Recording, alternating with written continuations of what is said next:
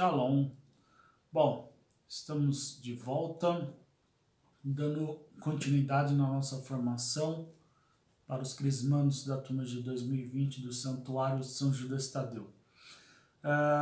Dando sequência sobre o estudo dos 10 mandamentos, na aula de hoje eu vou fazer uma introdução sobre a segunda tábua, que se refere às mitzvot, aos mandamentos da relação do homem para com o próximo. Então aqui, primeira tábua, né, são os mandamentos que se referem do homem para com o divino, do homem para com Deus, e essa é a segunda tábua, que é do homem para com o próximo, para com a sociedade. Então, essa aula ela vai estar agora dividida em duas etapas. Na primeira etapa eu vou falar sobre os primeiros mandamentos, né? O quarto mandamento, o quinto mandamento, né?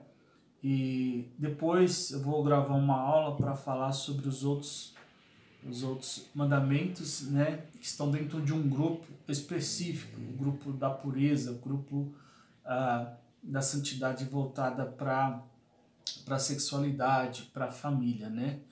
E esses mandamentos de hoje, né? O quarto mandamento, honrar pai e mãe. O segundo mandamento, não matar. Então nesse vídeo eu vou estar abordando esses dois mandamentos e na próxima aula eu vou fazer uma abordagem mais específica dentro de um grupo dos mandamentos relacionados à pureza, à santidade na sexualidade, ok? Então, vou estar lendo aqui, né, o texto do livro de Êxodo, diretamente da Torá hebraica, né, capítulo 20, e diz assim: honrarás a teu pai e a tua mãe, para que se prolongue os teus dias sobre a terra que o Eterno teu Deus te dá. Não matarás. Então eu vou só ler esses dois mandamentos, que são os que vão ser abordados nessa aula.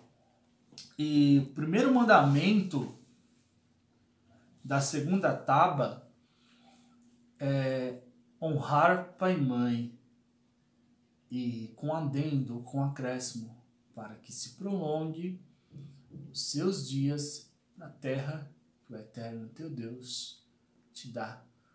É o único mandamento dos 10 que vem acompanhado de uma promessa, vida longa, né? E é muito interessante, nós vamos ver aqui na prática como isso se cumpriu na vida de Israel, tá? Dos filhos de Abraão, e como isso se aplica na nossa vida nos dias de hoje, como Jesus lidou com isso, né? Qual era o comportamento de Jesus perante seus pais, né? E trazer isso para o nosso dia a dia, né? Então, o quarto mandamento, honrar pai e mãe. E eu já queria, desde já aqui, ir lá no livro do Gênesis, que antes mesmo de Deus dar esse mandamento ao povo hebreu, ao povo que Deus tirou de lá do Egito, nós já podemos ver a aplicabilidade desse mandamento, dessa lei natural, como eu disse na aula anterior, né, que os mandamentos, os 10 mandamentos foram instituídos por Deus, né, para o homem, mas não só para o homem religioso, não só para o judeu, ou para o cristão, ou para o muçulmano, não só para aquele que tem fé em Deus, é para todos os homens, né? Existe em cada mandamento implícito o direito natural, a lei natural, que independente do homem ter fé em Deus ou não, isso se aplica a ele, isso também vale a ele, isso também, assim como viver esse mandamento, cumprir essa justiça, assim como isso pode trazer benefício para o povo de Deus, pode trazer benefícios para a sociedade como um todo, independente da sua profissão de fé. Então, lá no livro do Gênesis, no capítulo 9, nós vemos um incidente que ocorre na família de Noé. Diz assim, então, Gênesis capítulo 9, a partir do versículo 20, Noé, que era agricultor, plantou uma vinha, né, uma plantação de uvas. Tendo bebido vinho, embriagou-se e apareceu nu no meio de sua tenda. Cã, o pai de Canaã, vendo a nudez de seu pai, saiu e foi contá-lo aos seus irmãos. Mas Sem e Jafé, tomando uma capa, puseram-na sobre os seus ombros e foram cobrir a nudez de seu pai, andando de costas. E não viram a nudez de seu pai, pois que tinham os seus rostos voltados. Quando Noé despertou de sua embriaguez, soube o que lhe tinha feito o seu filho mais novo. Maldito seja Canaã, disse ele. Que ele seja o último dos escravos de seus irmãos. E acrescentou, bendito seja o Senhor, Deus de Sem, e Canaã seja seu escravo. Que Deus prospere a Jafé, e este habite nas tendas de Sem, e Canaã seja seu escravos. Então, nesse episódio, Noé, ele exagera um pouco na dose de vinho, né? Acaba ficando embriagado e se exalta, né? Acaba ficando nu. E o seu filho mais novo, em vez de cobrir a nudez do pai, o que ele fez? Ele foi chamar os irmãos para mostrar, né, o pai ali nu e escarnecer, zombar do pai, né?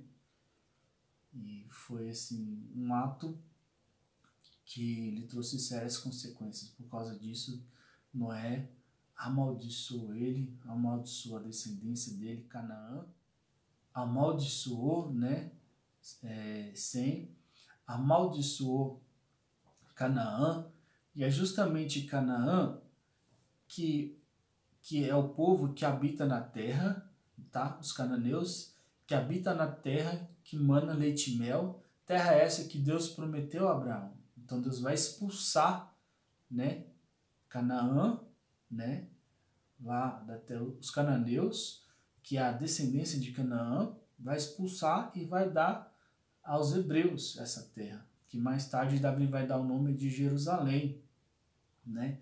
Então, quer dizer, ele não honrou o seu pai, ele desonrou, ele tentou desonrar o seu pai, zombar, escarnecer da nudez de seu pai. Isso lhe trouxe sérias consequências, né?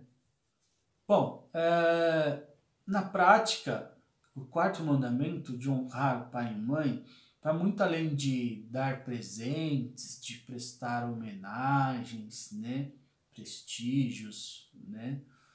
Vai muito além disso, né? É algo que deve ser constante e que mesmo depois que os nossos pais partem dessa vida, partem, né, para o Senhor, vão para o céu, ainda assim nós devemos continuar honrando, né, a memória de nossos pais. E de que forma nós continuamos honrando os nossos pais mesmo após a sua morte, né? Guardando os seus ensinamentos, guardando as virtudes, né, a educação que eles nos deram, né? Há um ditado que diz que a única herança que os pais podem deixar para os filhos é uma boa educação, né? E alguns teólogos, né, propõem que quando nós lemos a genealogia, né, dos povos antigos, né, posteriores a Abraão, nós vemos aí muitos anciões que viveram aí 300 anos, 600 anos, 800 anos, como Matusalém, como o próprio Noé, né? Alguns dizem que esses homens, não que eles chegaram a viver todo esse tempo, mas que quando esse homem morria, né, os seus filhos, os seus netos, bisnetos, ou seja, a descendência posterior, que levava adiante, né, os ensinamentos, a educação, a tradição, a cultura de seus pais, né, de seus antepassados, levavam também o nome, né, de seu pai, né, da raiz genealógica. E com isso fazia perpetuar o nome desse patriarca, desse ancião, e por isso que durou todo esse tempo, né? Centenas de anos, né? Bom, eu não concordo muito com essa teoria, eu prefiro ser adepto da interpretação literal, né? Ou seja, levar ao pé da letra o que a Bíblia diz, porque como, por exemplo, Moisés viveu 120 anos, e nós vimos na aula, né, introdutória sobre a libertação do povo de Deus, as três fases, né, da biografia de Moisés, né, os 3 períodos de 40 anos. Isso está registrado na Bíblia. Então, eu prefiro ser adepto da interpretação literal, né? Fato é que os homens do Antigo Testamento que honraram seus pais, que honraram a memória de seus pais, que levaram adiante a educação, a cultura, a tradição, a obediência a Deus, o temor a Deus, a fé em Deus, o culto a Deus, o louvor a Deus, esses homens herdaram também a bênção, né, que Deus havia dado a seus pais, como por exemplo, no caso de Abraão. Deus abençoa Abraão, lhe faz uma promessa e Deus atualiza essa bênção e essa promessa em Isaac, depois em Jacó, né? Ou seja, uma bênção, uma promessa que foi herdada e transmitida entre as gerações dos patriarcas, justamente porque os filhos honraram os pais, né, no temor a Deus, no amor a Deus, na obediência a Deus, na fé em Deus, no louvor a Deus, e fez então prolongar e transmitir a sua prole a promessa de Deus, a bênção de Deus, né? Então, honrar pai e mãe faz também com que nós sejamos herdeiros das bênçãos, das promessas de nossos pais, né? Mas isso também, isso não só quando nossos pais partem, mas também em vida, né?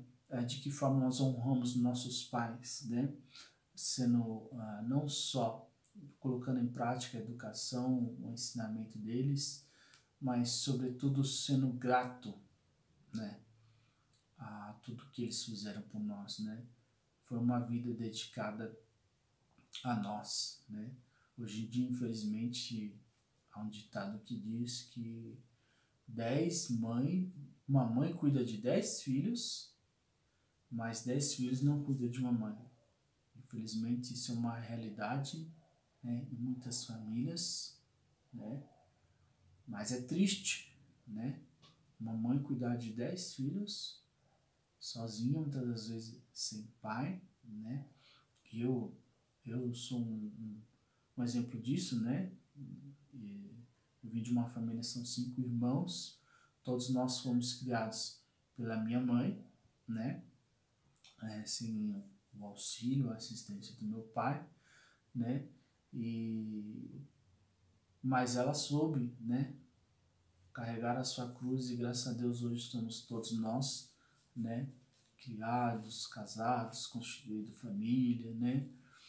Cada um tem aí o seu cantinho, alguns formados, infelizmente um dos nossos irmãos faleceu, mas foi um acidente de trabalho, uma fatalidade, mas enfim, ela criou sozinha os 5 filhos, né?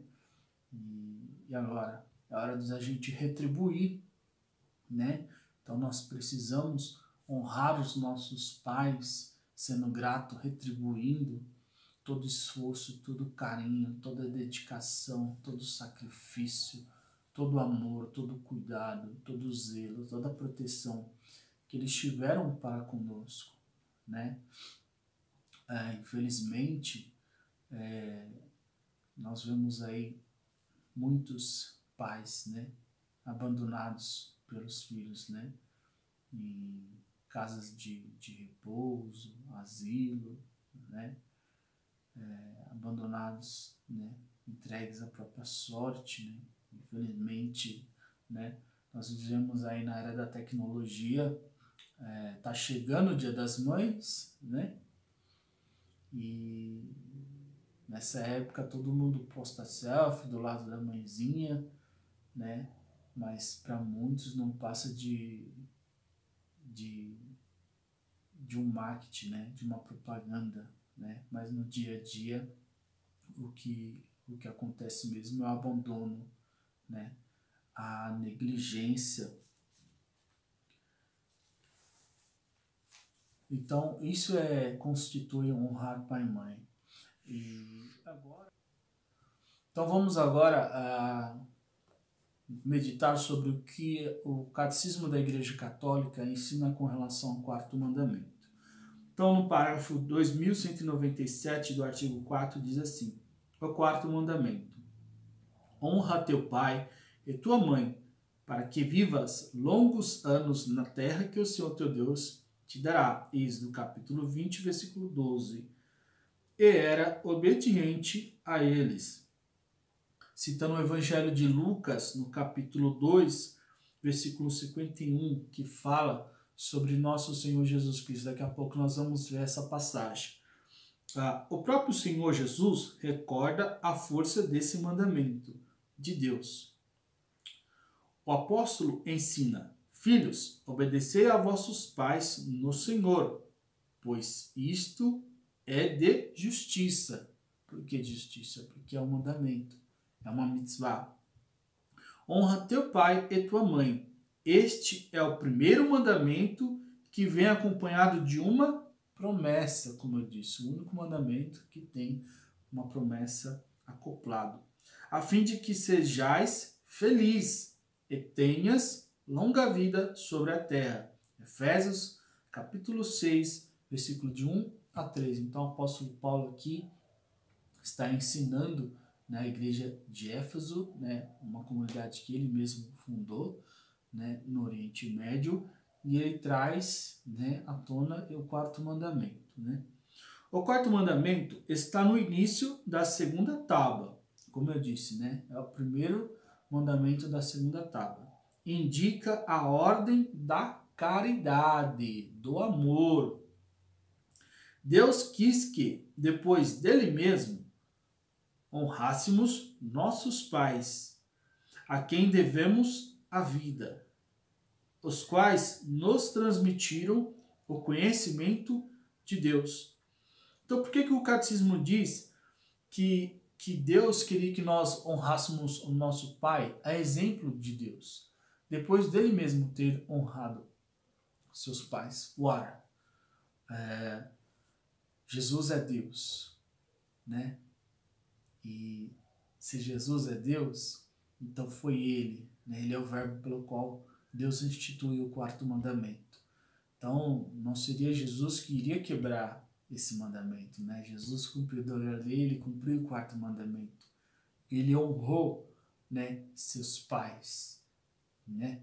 Ele honrou seus pais grandemente, a começar por sua mãe, que foi livre de toda a culpa, do pecado de Adão e Eva, de todo pecado, de toda mancha, né?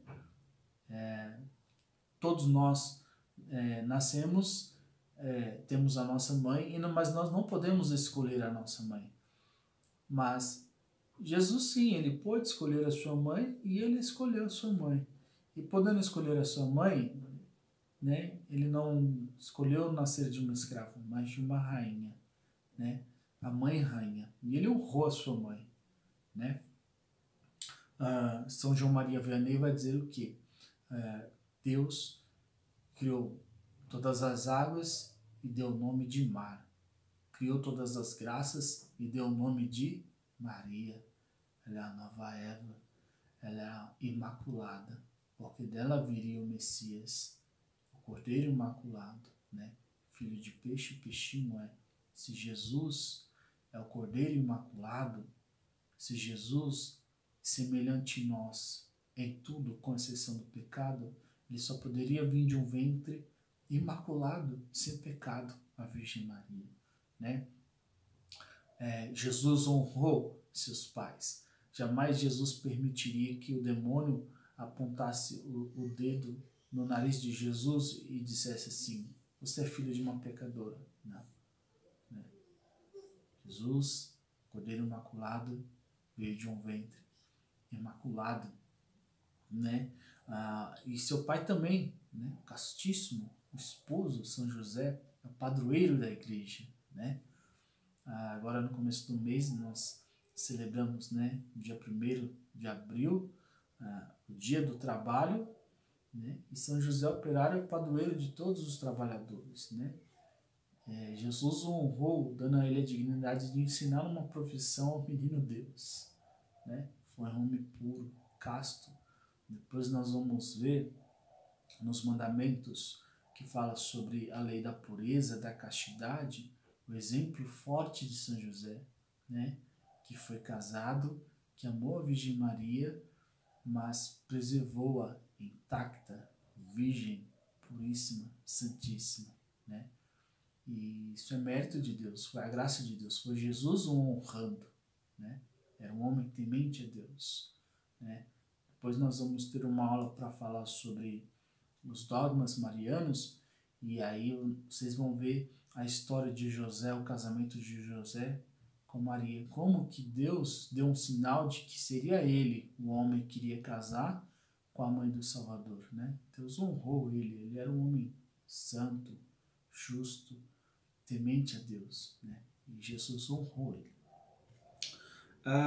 Por isso que Deus deu exemplo e espera de nós que nós sigamos esse exemplo, né? Devemos honrar e respeitar todos aqueles que Deus deu para o nosso bem, né? Então, Deus nos ama, né? E Deus quer o melhor para nós e dá o melhor para nós. Então, o pai e a mãe que você tem foram escolhidos por Deus, né? Se hoje existe algum conflito, alguma adversidade, alguma situação que desagrada, que desaponte a sua relação com seus pais, Deus pode, através de você, reverter essa situação, né? Isso também constitui honrar pai e mãe, né? Às vezes tem um pai que ele é alcoólatra e Jesus pode, através da sua oração, libertar esse pai do alcoolismo. Isso é honrar pai e mãe, né? Então, isso na prática também se aplica, né? A santidade. Esse preceito está expresso sobre a forma positiva de deveres a cumprir. Anuncia os mandamentos que seguem e que se referem ao respeito particular pela vida, pelo casamento, pelos bens terrestres, pela palavra dada. Constitui um fundamento da doutrina social da Igreja. Então, é interessante isso, né? Esse é o primeiro mandamento da segunda tábua, que se refere à relação do homem com o próximo. E aponta, né, desses mandamentos é justamente de honrar pai e mãe. Porque se você honra seu pai e sua mãe, se você é um filho que guarda, né, os ensinamentos de seus pais, a fé, a cultura, a tradição, o temor a Deus, a obediência a Deus, o culto a Deus, né? Isso já é uma semente que foi plantada na infância dentro do seu coração, que na sua fase adulta, quando você for viver uma vida vocacional, seja ela religiosa ou familiar, né? A partir do momento que você cumpre essa mitzvah, você vai conseguir cumprir todas as outras, né? Da castidade, da pureza, né? que nós vamos ver na sequência. O quarto mandamento dirige-se expressamente aos filhos em suas relações com seu pai e sua mãe, porque esta relação é a mais universal. Então,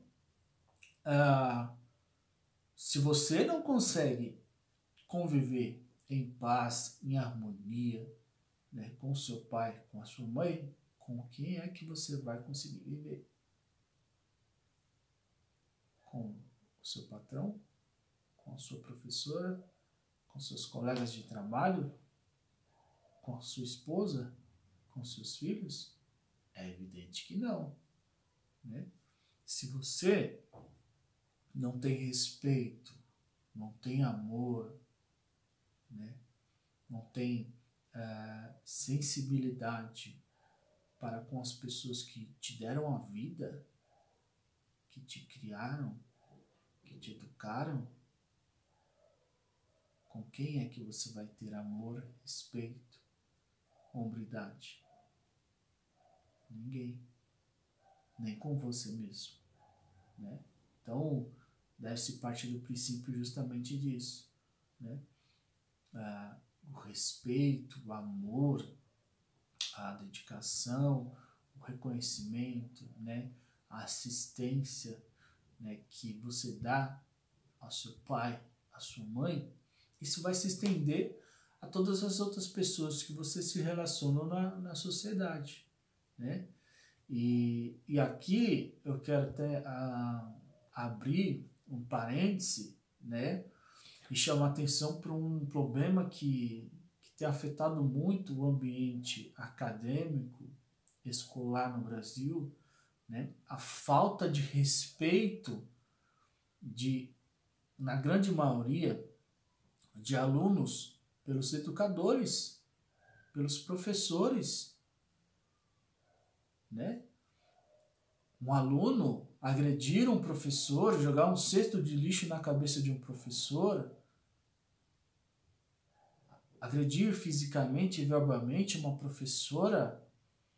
Esses dias vi um caso de duas crianças, uma de 10 e uma de 11 anos, que colocaram veneno na água da professora. O professor ser agredido em sala de aula, isso é inadmissível. Um professor, ele é uma extensão dos seus pais. É evidente que a educação, o respeito pelo profissional da educação, isso você deve receber em casa, né? Na escola você vai receber cultura, conhecimento, ciência, né? Claro que o dia a dia, a convivência com o professor vai agregar também na sua educação. Mas ele é uma extensão dos seus pais. Você deve o respeito ao seu professor, ao seu mestre, ao seu educador. Hoje em dia, você passa mais tempo na escola do que em casa com seus pais. Muitas das vezes você vê os seus pais só à noite quando eles chegam do trabalho. E na escola não, você passa boa parte do seu tempo lá. Então você deve o respeito ao seu mestre, ao seu professor, ao seu educador. E isso deve ser regido, advertido, observado pelos pais. É inadmissível um pai ser conivente com a falta de respeito para com o mestre, com o professor. E em muitos casos o pai ainda vai na escola tirar satisfação com o professor. Quando o professor chama a atenção de um aluno. Não estou falando nem de agredir. Antigamente tinha palmatória, né? O professor ele tinha autoridade e autonomia para disciplinar e corrigir um aluno em sala de aula. Hoje em dia vai fazer isso. Então, aqui também é um parênteses muito importante que a gente precisa observar, principalmente nos nossos dias. Diz respeito também às relações de parentesco com os membros do grupo familiar, com os avós, né? hoje em dia os jovens fazem chacota dos avós, né? Eu queria tanto, né? Não tive oportunidade de conviver com os meus avós, porque minha mãe veio de Minas Gerais muito nova, né? E veio sozinha enfrentar a vida, né? E quando ela trouxe minha avó materna de lá para cá, veio para tratar uma enfermidade, mas naquela época era muito jovem, eu era bem pequeno, bem novinho, e ela veio, infelizmente, foi acometida por câncer e Deus a levou. Então, tive convivência com a minha avó materna. A minha avó paterna também não me recordo, né? Não tive essa oportunidade, né? Nossa, que idade vai poder sentar assim no pezinho do sofá e ouvir as histórias da vovó, né? Hoje eu vejo meu filho, né, o mais novo, o Bernardo, 4 anos, o carinho, o afeto, a convivência que ele tem, tanto com a avó materna como a avó paterna, de pedir a bênção, né? Hoje em dia os netos não pedem mais a bênção para os mais velhos, muito menos para os pais, né? E não se trata de superstição nem nada.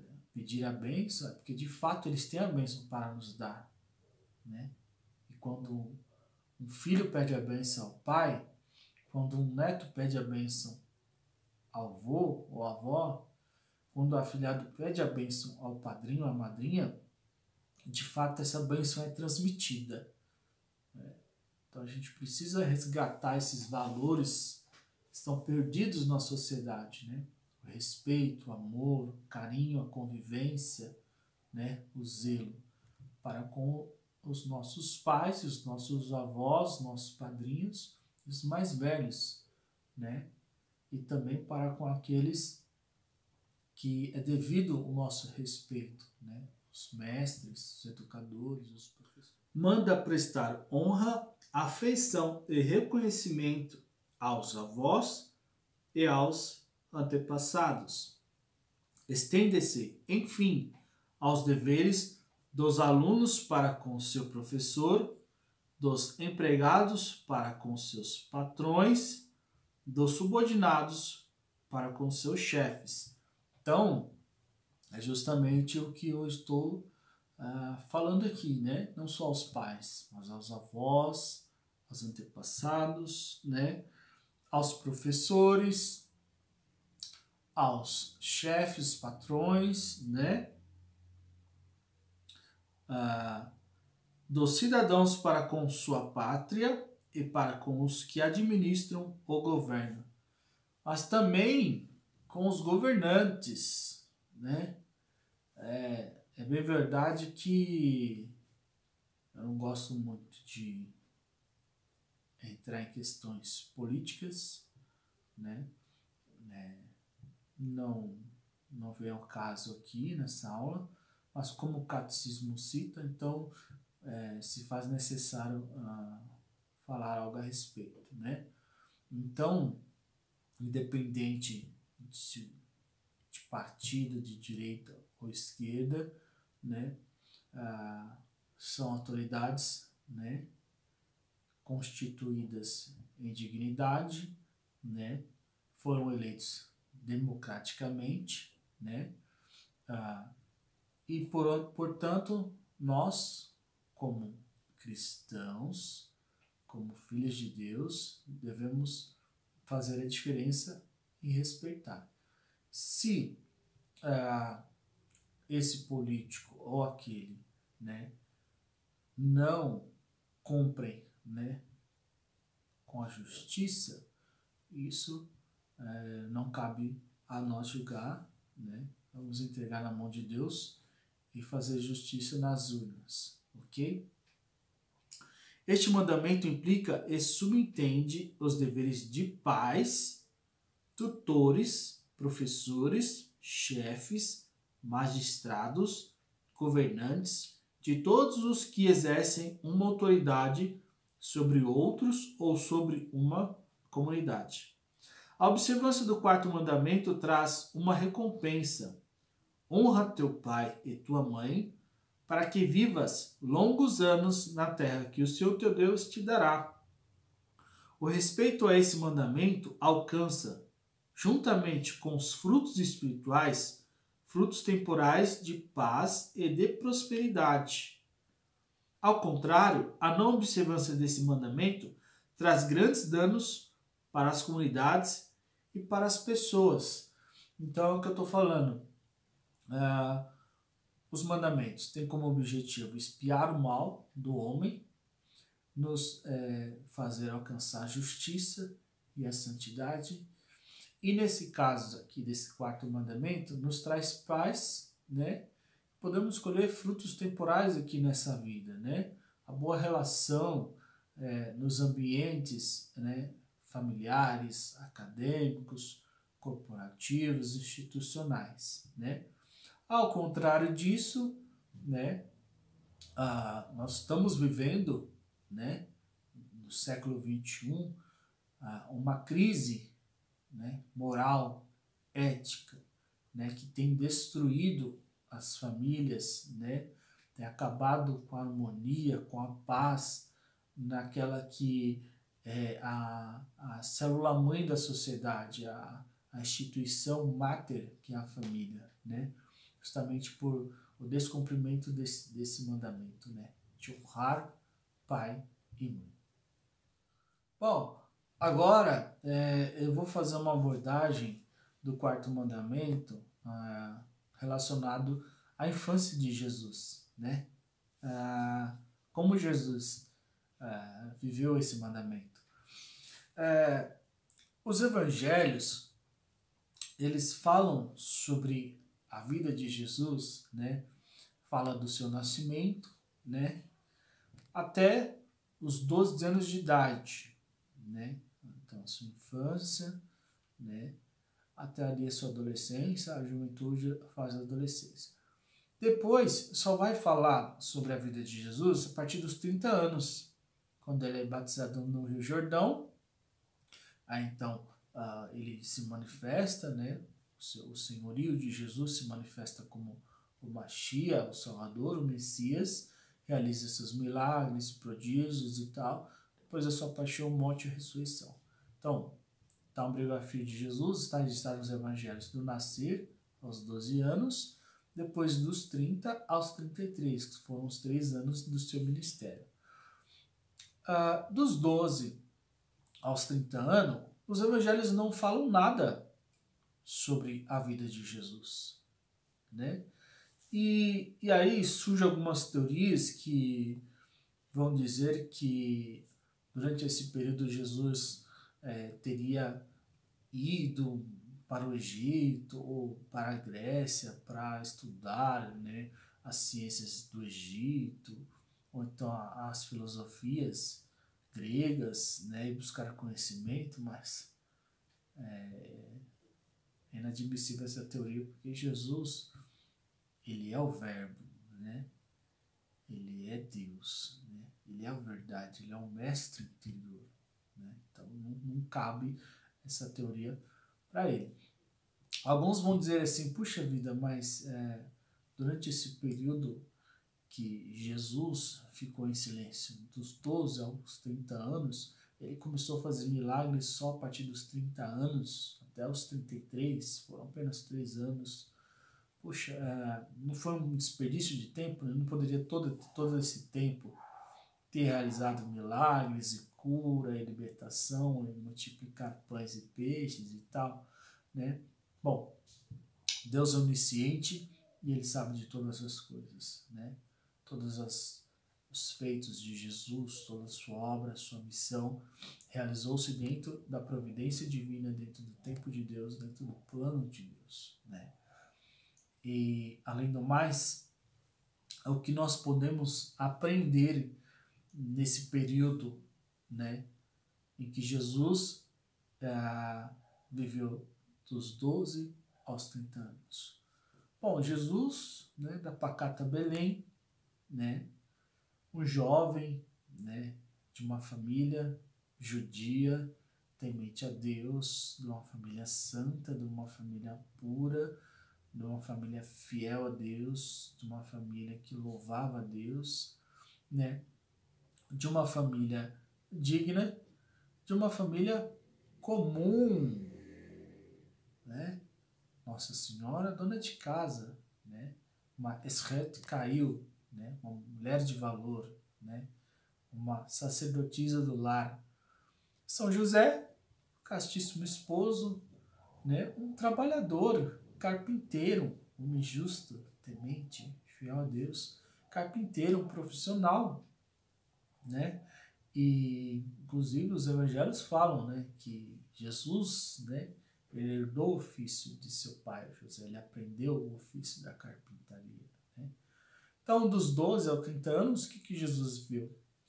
Viveu uma vida comum, viveu uma vida em família, com seu pai, com sua mãe, né, com a sociedade, com seus parentes, os seus primos, né, os seus amigos, né, amigos de infância como Lázaro, seu primo como João Batista, né, com seus avós, Santa Ana e São Joaquim, né?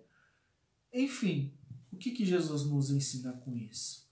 Durante os 12 aos 30 anos, ele viveu uma vida em família, mas ainda assim não deixou de ser Deus. E o que ele nos ensina?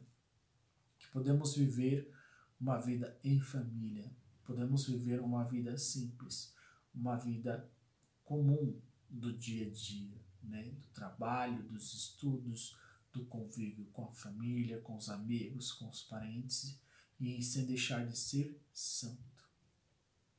É isso que Jesus nos ensina nesse período, né? Ele foi viver uma vida comum para saber exatamente o que a gente passa, o que a gente vive, né, na nossa infância, adolescência, juventude, os desafios, né, as dificuldades, né? Então, Jesus, ele conhece cada fase da nossa vida. Ele sabe o que a gente passa porque ele viveu isso. Ele quis viver isso justamente para nos conhecer. Ele foi semelhante a nós em tudo, com exceção do pecado, né? E Jesus, cumpridor da lei de Deus, cumpriu os mandamentos, cumpriu o 4º mandamento. Ele honrou seu pai e sua mãe, não só na constituição de homens, de homem e mulher santos, puros, tementes a Deus, no caso de Nossa Senhora, nem a mancha do pecado original ela herdou, mas à frente nós vamos ter uma aula para falar sobre isso, né? Que Maria não teve nenhum pecado. Deus é redentor, perfeitíssimo, e para realizar a redenção de forma perfeita, se fazia necessário que apenas uma criatura, apenas um ser humano fosse redimido, resgatado de forma perfeita. Isso se deu em Maria, né? Deus perfeitíssimo a livrou de toda a culpa, de toda a mancha, de todo o pecado. Um favor, uma graça antecipada pelos méritos da paixão, morte e ressurreição de seu Filho, nosso Senhor Jesus Cristo. E no Evangelho de Lucas está registrado um episódio que dá para ilustrar muito bem esse cumprimento da mitzvah, do 4º mandamento de honrar pai e mãe por Jesus. Vamos ver. Lucas capítulo 2, a partir do versículo 41. Tem como título: Jesus aos 12 anos. Seus pais iam todos os anos a Jerusalém para a festa da Páscoa. Tendo ele atingido 12 anos, subiram a Jerusalém, segundo o costume da festa. Acabados os dias da festa, quando voltavam, ficou o menino Jesus em Jerusalém, sem que os seus pais o percebessem, pensando que ele estivesse com os seus companheiros de comitiva. Andaram caminho de um dia e o buscaram entre os parentes e conhecidos, mas não o encontrando, voltaram a Jerusalém à procura dele. 3 dias depois o acharam no templo, sentado no meio dos doutores, ouvindo-os e interrogando-os. Todos os que ouviam estavam maravilhados da sabedoria de suas respostas. Quando eles ouviram, ficaram admirados. E sua mãe disse-lhe: Meu filho, que nos fizeste? Eis que teu pai e eu andávamos à tua procura, cheios de aflição. Respondeu-lhes ele: Por que me procurais? Não sabeis que devo ocupar-me das coisas de meu pai? Eles, porém, não compreenderam o que ele lhes dissera. Em seguida desceu com eles a Nazaré. Eles era submisso. Sua mãe guardava todas as coisas no seu coração. E Jesus crescia em estatura, em sabedoria e graça diante de Deus e dos homens. Esse episódio aqui, no contexto, no fundo histórico dele, está repleto de informações interessantes. Primeiro, José, Maria e o menino Jesus saem de Belém e sobem para Jerusalém para celebrar a festa da Páscoa. Por que eles saem de Belém e vão para Jerusalém? Porque a Torá ensina que deve-se, uma vez por ano, ir à Terra Santa, no templo de Salomão, para celebrar a Páscoa, na ocasião 14 de Nissan, na chegada da primavera lá no Oriente Médio. Então os pais de Jesus vão cumprir essa mitzvah lá. Nessa ocasião, ele está com 12 anos de idade, E os pais passam lá os dias, que a Páscoa são celebrados em 8 dias, oitava de Páscoa. Passados 8 dias, eles voltam para Jerusalém. E voltando, assim, naquela época, não tinha ônibus, metrô, essas coisas, eles iam a pé mesmo, ou a cavalo, camelo, essas coisas. Então ia muita gente, Todos os judeus que estavam fora de Jerusalém subiam para Jerusalém para celebrar a Páscoa.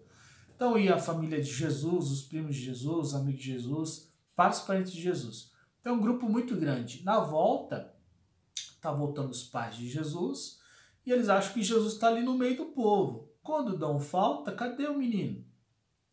Aí eles voltam para Jerusalém, chegam lá e encontram Jesus dentro do templo de Salomão, entre os doutores da lei, e tá vendo ali um diálogo, Jesus pergunta para os doutores da lei, os doutores da lei perguntam para Jesus, e Jesus responde com uma sabedoria ímpar, um hebraico refinado, o que não era comum na época de Jesus para um menino de 12 anos, E aí os pais de Jesus o encontram e vê ele naquela cena, sentado ali dentro do templo e respondendo com sabedoria, aos doutores da lei. Os padres da igreja, a tradição da igreja diz que o diálogo que ocorria ali, Jesus questionava aos doutores da lei a seguinte questão: porventura o Messias, o Machia, está dentre vós? Essa era a pergunta, a questão que Jesus levantava para os doutores da lei. Por que ele perguntava isso? Porque ele era o Messias. Ele já havia chegado. E a Torá, que aqueles doutores da lei deveriam, por ofício e função, estudar para compreender os tempos e os sinais de que deveria chegar o Machia, esses doutores da lei estavam diante do próprio Machia. Então, esses homens deveriam reconhecer em Jesus o Salvador, o Machia. Por isso que ele questiona: porventura o Machia está dentre vós? É chegado o reino de Deus? Eles não souberam responder, porque mais tarde, passado alguns anos, eles vão crucificar o Machia. E o que eles perguntavam para Jesus? Bom, na tradição judaica, Quando um jovem ou uma jovem alcança a puberdade, o que é a puberdade? A idade quando eles começam agora já a poder procriar, né? O menino se tornar pai, a menina se tornar mãe. Então, quando chega essa fase, hoje em dia, as meninas com 12 anos, os meninos com 13, hoje em dia. Nos tempos de Jesus, aos 12 anos. Então, nessa ocasião, que narra o Evangelho de Lucas, Jesus está com 12 anos. E quando um jovem judeu alcança a idade, a fase da puberdade, ele é chamado perante o rabinato, perante os líderes judeus, tá? E ele deve se apresentar e deve demonstrar que ele está apto para cumprir a lei de Deus. Por quê? Se ele já está preparado para ser pai, se ele já está preparado para procriar, se ele já tem essa idade, eles entendem que ele também tem idade suficiente para ser responsável pelos seus atos perante o Eterno. Que ele já tem idade para ser responsável perante a lei de Deus. Que ele tem responsabilidade para cumprir os 10 mandamentos. Então, aos 12 anos de idade, um jovem judeu, né, ele cumpre um rito que se chama Bar Mitzvah. Bar Mitzvah para os meninos, Bat Mitzvah para as meninas. É um rito semelhante ao crisma. Os jovens não entram no crisma a partir dos 12 anos de idade, aprendem todo o depósito da fé, todos os dogmas, as doutrinas da Igreja Católica, e perante um bispo confirma a sua fé. É semelhante a isso, o Bar Mitzvah. Então, um jovem judeu, um menino judeu, se apresenta perante os líderes judeus, né, e deve demonstrar que ele está apto, que ele já conhece a lei, que ele já domina o idioma hebraico, né?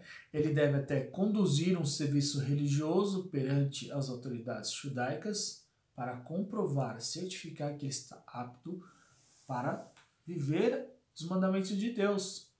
Então, nessa ocasião, Jesus está com 12 anos de idade. O Evangelho não fala, mas provavelmente é nessa ocasião que Jesus está cumprindo o seu Bar Mitzvah. Os doutores da lei estão questionando justamente com relação à lei. Está vendo se ele está apto. E ficam maravilhados. O Evangelho diz que eles ficam maravilhados. Porque o menino supera a média. Tem uma sabedoria extraordinária, porque ele é o mestre interior. A lei fala a respeito dele. Ele é o Mashiach. Ele é o Verbo Eterno. Ele é o Elohim, pelo qual Deus criou o universo e o homem. E então Maria e José encontram Jesus nessa ocasião. Questionam ele, falam: menino, nós estamos aqui loucos atrás de você e você está aí no meio dos doutores, né? E aí ele fala e vira para o pai e para a mãe e diz assim: vocês não sabiam que eu vim tratar das coisas do meu pai? Peraí, o pai dele não é José? José é seu pai adotivo. Nem biológico José foi, né? Porque Maria ficou grávida de Jesus por obra do Espírito Santo. José e Maria não teve relação sexual. A gravidez de Maria não se deu pelo ato conceptivo entre José e Maria. Foi por obra do Espírito Santo. Então José foi escolhido por Deus para ser pai adotivo de Jesus, para cuidar de Jesus, educar Jesus, criar Jesus, proteger Jesus, ensinar uma profissão, nutrir Jesus. Jamais Deus ia permitir que Jesus fosse filho de mãe solteira. Não que Deus tenha preconceito com isso, né? Mas Deus sabia que isso mais tarde poderia ser usado pelas feministas para dizer: se até Jesus foi filho de mãe solteira, por que eu não posso criar o meu filho junto com outra mulher? Né? Não estou dizendo que não é digno de uma mulher criar um filho sozinho, porque minha mãe me criou e criou eu e meus irmãos. Eu e meus 5 irmãos, muito bem. A minha primeira catequese foi minha mãe que me deu sobre a Eucaristia. Né? Mas Deus sabe de todas as coisas. Né? E o Evangelho de Lucas diz que em tudo Jesus lhe era submisso. Ele era o submisso. Submissão quer dizer obediência, né? Então Jesus foi submisso a seu pai e a sua mãe. E para finalizar esse quarto mandamento, eu quero lembrar aqui um jovem, né, que toda a sua infância, a sua adolescência, ele sempre foi preparado para servir a Deus. Ele tinha probabilidade de ser um dos sacerdotes na época de Jesus, né? Por isso que o seu evangelho tem até uma peculiaridade, né? Por isso que ele versa no seu evangelho com uma peculiaridade, com uma teologia apontada para a Torá, com uma visão muito além dos outros 3 evangelhos. É João, o discípulo amado. João, dos 12 apóstolos, ele foi o único que, quando Jesus estava sendo crucificado, estava aos pés da cruz de Jesus. E o evangelho do próprio João diz que no alto da cruz, Jesus já crucificado, coroado de espinhos, derramando sangue, ele olha para sua mãe e diz assim: mulher, eis aí teu filho. Olha para João, discípulo amado, e diz assim: filho, eis aí tua mãe. E o evangelho de João diz que João acolheu Maria, levou ela para casa e cuidou dela. E João vai cumprir esse quarto mandamento honrando Maria, retribuindo a Maria. E aí que é interessante que se cumpriu a promessa do quarto mandamento na vida de João. Dos 12 apóstolos, Judas Iscariote, o traidor, se suicidou, né? Foi substituído por outro discípulo de Jesus, né? Dos 12, o único que morreu de velho foi João. Viveu longos dias. Não que os outros apóstolos não tenham honrado seus pais.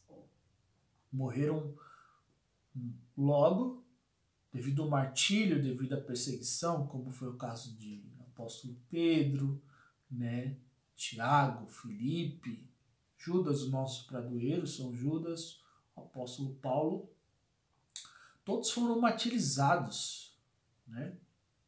Com exceção de João. João, ele morreu de velho. Até tentaram martirizar ele, jogaram ele dentro de um tacho de óleo fervendo, mas ele não morreu. Porque honrou pai e mãe, honrou a mãe que Jesus lhe deu, e Deus lhe deu longos dias. E o que é mais lindo na história aqui é que João, ele honrou tanto Maria como sua mãe, a mãe que Jesus lhe deu, que ele honrou não só cuidando dela, mas guardando os seus ensinamentos. Como eu disse, o evangelho de João é um evangelho ímpar, é um evangelho especial, diferente dos outros 3, Mateus, Marcos e Lucas, que têm sua preciosidade, são os evangelhos sinóticos. Sinótico quer dizer, vem do latim, sinus opticus. Por quê? Os 3 abordam passagens, histórias iguais, né? João não. João escreve com uma perspectiva totalmente diferente. Ele foi o primeiro a ser chamado o teólogo, né? O evangelho de João é especial. Tem uma teologia tremenda, profunda, né? Ele fala sobre o amor, né? E por que o evangelho de João é diferente, é especial? Justamente porque ele honrou a mãe que Jesus lhe deu. Ele guardou os ensinamentos que a mãe lhe deu. Detalhe que no evangelho de Lucas, que eu disse no capítulo 2, diz assim que Maria, guardava tudo em seu coração. Tudo que ela via Jesus fazer, falar, ela guardava em seu coração. Mais tarde, ela vai transmitir esse ensinamento a João, seu filho adotivo que Jesus lhe deu, né? E João, honrando sua mãe, ele vai guardar isso em seu coração. E mais tarde, olha, o Evangelho de João, ele foi escrito por volta do ano 90.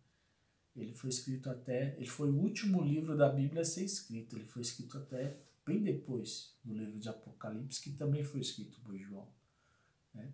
E alguns teólogos dizem assim, mas como João conseguiu, depois de tanto tempo, escrever os evangelhos, né? Deitar a pena, escrever os evangelhos e transmitir aqueles ensinamentos que foram ensinados por Jesus muito tempo antes. Como ele conseguiu guardar todo esse ensinamento em seu coração por tanto tempo? A resposta: ele honrou sua mãe. Ele guardou o ensinamento. Ele guardou. Essa foi a herança que ele herdou de Maria. O ensinamento. Ensinamento esse que Maria guardou em seu coração na sua convivência com Jesus. Maria foi a única que esteve com Jesus quando ele nasceu. Então ela acompanhou Jesus durante 33 anos. E ela guardou esse tesouro em seu coração. Ela vai transmitir a seu filho adotivo João. João vai honrá-la e vai guardar esse ensinamento em seu coração, mais tarde transmitir a nós. Podemos até dizer que o Evangelho de João é um Evangelho mariano. O Evangelho de Lucas é considerado um Evangelho mariano porque trata de vários aspectos, vários textos relacionados a Nossa Senhora. Mas o Evangelho de João, por essa perspectiva, por essa lógica, né, o Evangelho de João é a herança, é a promessa que João herdou ao honrar sua mãe. Amém? Louvado seja o nosso Senhor Jesus Cristo, para sempre seja louvado. Que Deus nos abençoe e vamos continuar crescendo na graça e no conhecimento. Em nome de Yashin Ambá, Penhuá. Amém.